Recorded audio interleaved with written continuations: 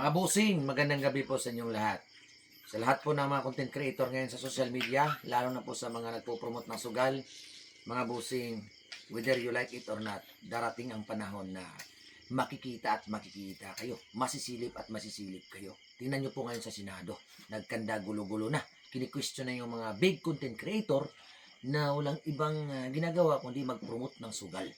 At Diyos, delikado po yun mga bossing. Kasi ayun nga, ano na mga pangyayari ngayon, karumalduman, may ganun ganito doon, may ganyan, ganun, bla bla bla. Ang dami na natin pinag-iisip at saka talamak na rin po ang promotion of online gambling ngayon. Dahil po sa mga content creator na walang talento, gumawa lang ng mga ano-ano, pagkatapos ng video, nasa comment section ang link. Ayun po, sumaba po yung tuko. So ibig sabihin, totoo po yung sinasabi ko. Oh, totoo po yan. Kaya ako mga bossing, iba po yung intention ko nung pumasok ako dito sa social media. Kung ano po yung aking nasimulan, ito po yung aking tatapusin.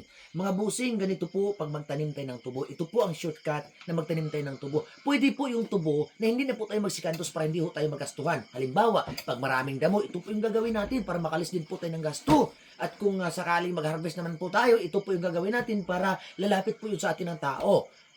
Diba? Marami po kayong matutunan. Pinobre lang mga bossing, hindi ito pang milyonaryo. Pero, to the point na ho talaga na, unti-unti na rin umalis ako sa aking pinanggagalingan. Naka-attend na ako ng mga bigating convention, just like Pelsotec. Last week po, sa Cebu po ako mga bossing, ayun. Yung mga pangyayaring hindi ko inaasahan mga boss. Yung intention po kasi ng content creator, kung ano. Ano po ba ang yung intention nung pumasok kayo sa social media? Pera-pera po ba? Mag-inspired po ba kayo? Ano po ba yung gagawin ninyo? Marami po kasi mga walang talento na unoriginal content. Sumasabay sa uso.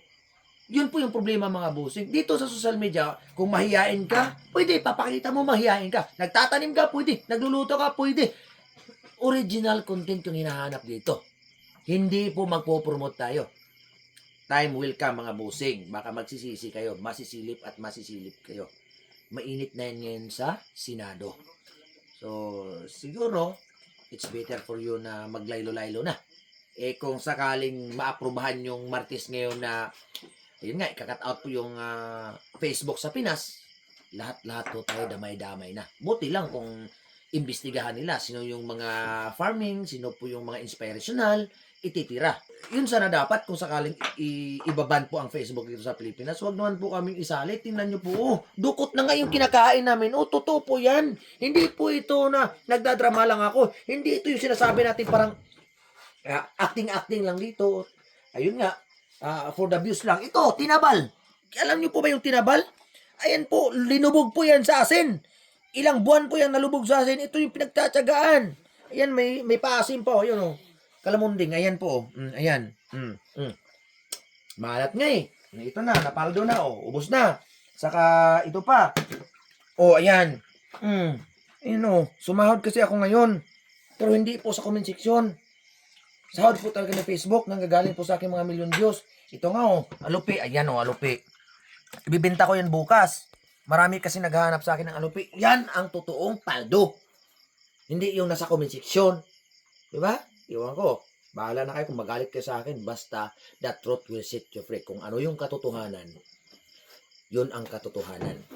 Ang mali, basta mali, hindi nagiging tama ang mali kahit kailan, mga bossing. Kaya mga bossing, kung gusto nyo pong kumita, magsikap tayo. Bossing, magsikap tayo rito. Tulungan mo ako, Noy. Kaya marami pa man to, Noy. Pipigain natin para makabigas tayo bukas, Noy. Alope, Noy. Ayan. Sikap. Galing to sa baba. Magsikap. Sa ilalim ng lupa. Magsikap ta. Hindi ako dyan nalapit kay wala man akong hirnet at saka may bungot pa ako dyan. Baka mahaluan pa yan ng bungot. Masira pa yan sa customer. Hindi na. Hindi na. Kayo na bahala dyan. Ako na magbenta niyan bukas. Yun lang yung kadali.